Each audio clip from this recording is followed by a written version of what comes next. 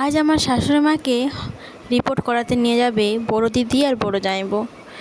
তো মার শরীরটা সত্যি বলতে প্রচুরই খারাপ। তো পরে তোমাদের বলবো একদিন সবই। তো ওরা বেরিয়ে যেতে আমি ঘরের কাজগুলো গুছাবো। তো প্রথমে আমি এই যে এখানে জল ধরে নিচ্ছি। তো তারপর বাসন অনেকগুলোই ছিল, তো বাসনগুলো ধুয়ে নিলাম বেটুকে নিয়ে।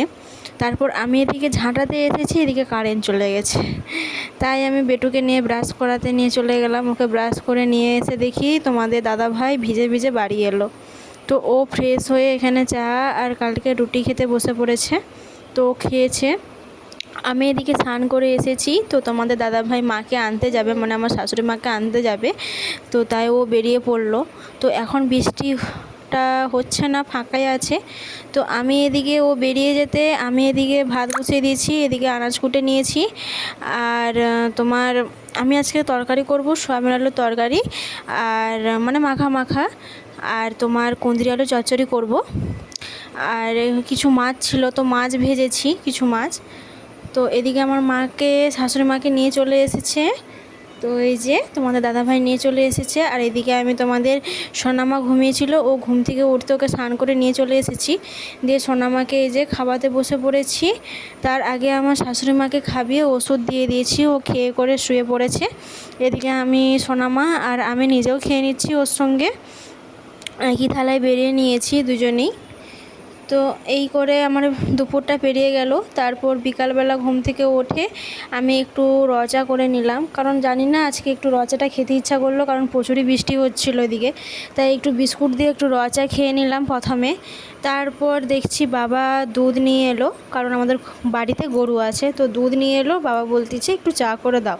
তো আমার শ্বশুরমশাইয়ের জন্য এই যে দুধ চা করে আমি একটু জল ধরে নিলাম, বিকালের কাজগুলো গুছিয়ে নিচ্ছি। তো আর এদিকে আমার সোনামাও চলে আসতেছিল বলে আমার শাশুড়ি মা দৌড়ে এসে ওকে ধরেছে।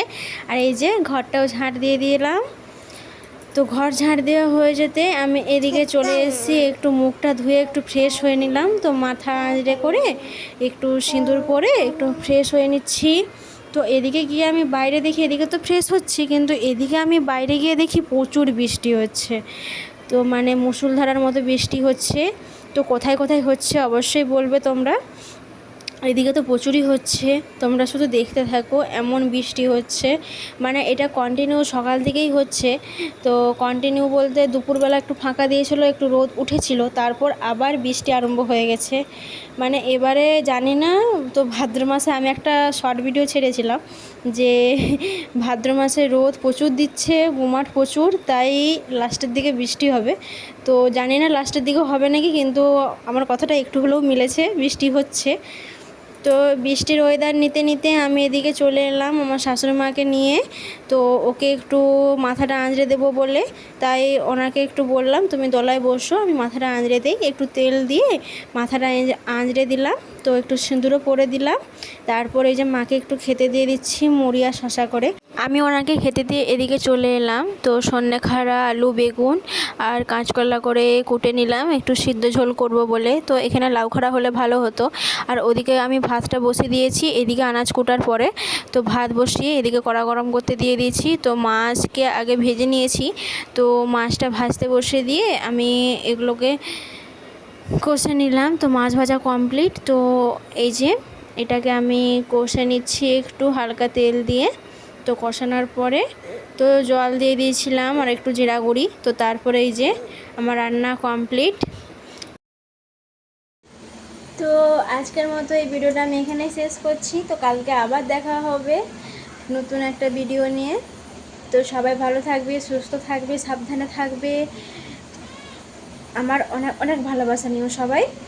তো যারা আমার ভিডিও নতুন দেখতেছো, ইউটিউব থেকে দেখলে সাবস্ক্রাইব করে দেবে, আর ফেসবুক থেকে দেখলে ফলো করে দেবে। তো আমার যদি ভিডিও ভালো লেগে থাকে তাহলে আমার পাশে থাকবে, লাইক শেয়ার কমেন্ট করে আমাকে সাপোর্ট করবে। তো অনেক অনেক অনেক ভালোবাসা সবাইকে এখন থেকেই গুড নাইট, টাটা। আমার অনেক অনেক অনেক ভালোবাসা নিও সবাই।